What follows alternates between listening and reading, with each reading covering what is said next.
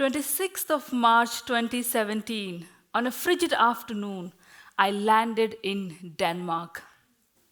Coming from hot and humid Mumbai, my definition of the coldest winter was 25 degrees Celsius. So at 7 degrees in Denmark, it felt like opening the door and stepping inside a freezer. 3 weeks prior to moving, on 10th of March, I had also just gotten married in India. So I became a wife and an expat within a span of a month. I left my friends and family. I left my job that I had for 7 years, and I left my country. Don't you agree that's too much for a new husband? Denmark was also the first country that I was going to make my new home outside India, and I didn't know what destiny had in store for me. Now, when you move to a new country as a spouse, there are a lot of new challenges. Finding a new job, finding new friendships, finding where I can get the best Indian street food. Soon I realized Denmark is too hygienic to get the best Indian street food. India and Denmark also felt poles apart. In India, I was eating dinner at 10 p.m. Here, I was in a deep sleep by 8 p.m. In India, I used to knock on my neighbor's door anytime I needed my sugar or milk for my tea. Here, I first needed to know if my neighbor existed. I never saw them. I also did what every spouse of an expat does in Denmark, job search. It's very difficult. I applied for multiple IT jobs and didn't get a single reply. After a few months, I even applied for jobs in every industry, in every domain. Still no luck. Someone told me, Kriti, once summer hits, your problem will go away. Well, those 4 days of Danish summer couldn't help me. That's when I realized Danish summer is a myth. It only lives in your dreams. I began feeling depressed. This was the first time in my life I used the word depression. Because if I tell my Indian parents I'm getting depressed, they will advise, okay, Kriti, whatever you are getting, get it for your husband as well. I was experiencing all these new feelings that expats often experience. Lack of self-confidence, identity crisis, financial crisis. Then I learned about Hygge. Now, Hygge is a Danish word, which means I'm pronouncing it not correctly. Hygge in simple terms means enjoying the coziness of life. But let me tell you, Hygge is a confusing term for Indians. I've been trying to feel it for the last 7 years. I started drinking coffee. No sign of Hygge. I started using candles. And see, when there is already electricity in the house, using candles is a sign of poverty in India. Which I have already experienced in my childhood. I knew I needed to find my motivation. But one day I was determined to feel Hygge. I had the setup. No lights. Some candles, some soft music. My uncle happened to video call me during that time. And he goes, Kriti, are you poor in Denmark? I told my uncle, this is a new concept. You should also try it with your wife. I gave him the instructions. Get together. Switch off all the lights. Light some candles. Don't talk. Only look into each other's eyes. My uncle called me back to update me. Yeah, my aunt has left him. I found out that it is really difficult for spouses to get a job in Denmark. Some people go back to their home country, but I didn't want to give that option to myself. So I reflected on my life. What if I chose not to pursue my IT career? And more importantly, I asked myself, could there be a different path for me in this new country? There is a saying in India, if you are good at something, do it after engineering. I was good at making people laugh. This is what came naturally to me. I love to use humor to share my stories. During summer vacations, I made performances along with my siblings and cousins to entertain our grandparents. So I decided to share with the world my story of being an expat, but with a tiny dose of humor. There was a problem in 2017. There were no English comedy clubs, but I forced myself to go to Danish open mics. The audience reaction was amazing. Few laughed, few left. Those who stayed back really appreciated me for my courage and authenticity. Gradually, the English comedy scene improved, and I got the opportunity to make many more people laugh.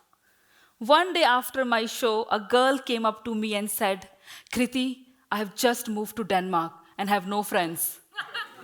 I relate to your comedy so much. Can we go out for a coffee? Humor earned me my first friend in Denmark. I was enjoying the journey of becoming a comedian so much that I even dared to show up for a Denmark's Got Talent audition. I had 3 minutes to make 4 judges and around 300 people laugh.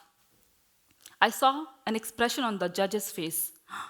A female Indian comedian in a Danish show? I told jokes about Little Mermaid, Danish trains, and of course, butter chicken. Guess what? I totally bombed, which in comedy world means I fell flat on my face and I failed. Thank God, they never telecasted my auditions. The feedback I received from the judges was, if I do comedy back in Mumbai, maybe the audience relate to me more. I knew they didn't mean for me to go back to Mumbai.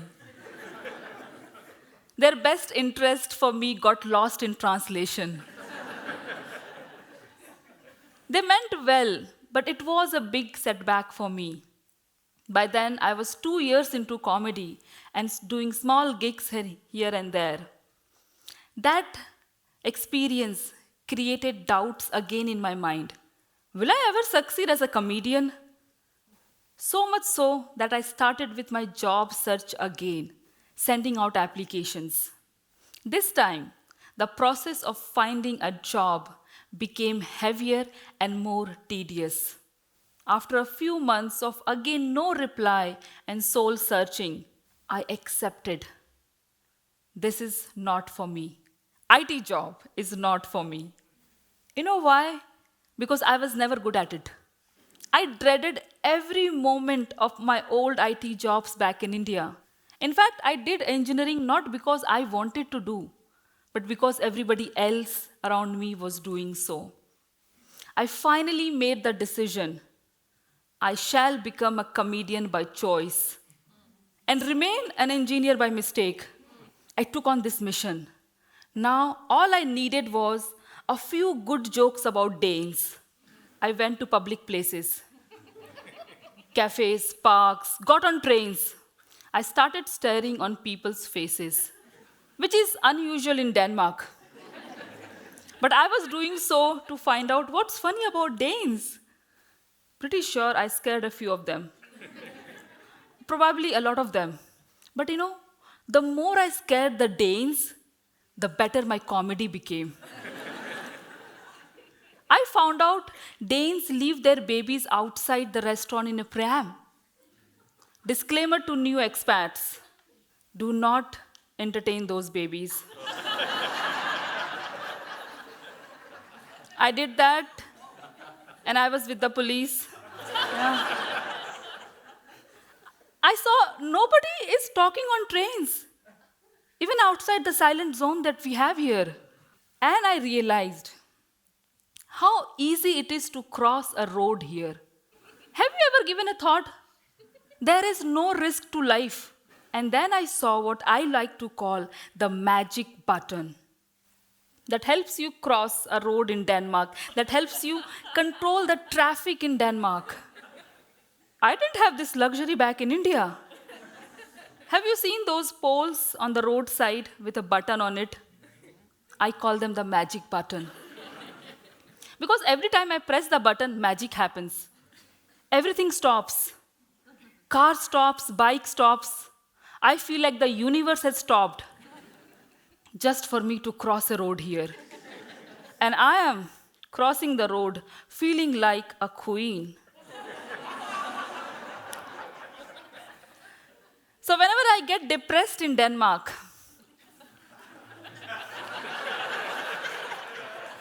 which is quite often, I go to that pole. I press the button. I cross the road. I press the button again. I cross the road. I press it again. I cross the road. Until I feel happy or the police stops me. I became a regular in every open mic in Copenhagen, whenever and wherever it was happening. I was no longer sleeping by 8 p.m. My comedy started at 8 p.m. I gave my best and everything that I had to offer to make people laugh. Last year, I co-produced a show called Almost Danes with a very fantastic fellow comedian friend, Uluk Beck. And we have had 8 sold-out shows across Denmark. We plan to do many more this year.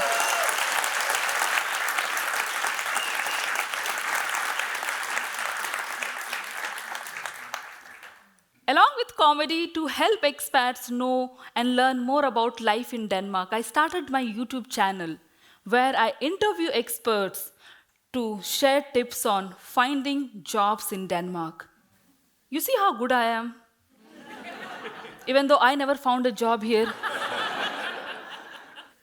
After making a lot of people laugh, I still feel my journey has just begun.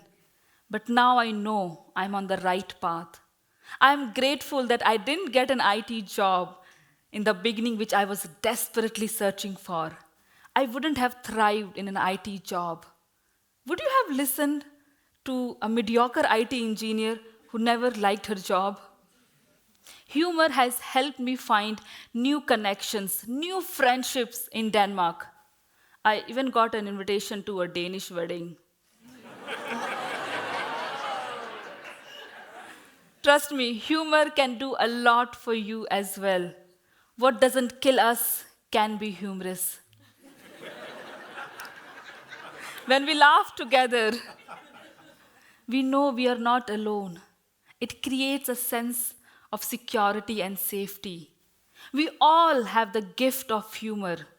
And when you use it, it too can become your magic button that can help you open any door that you want.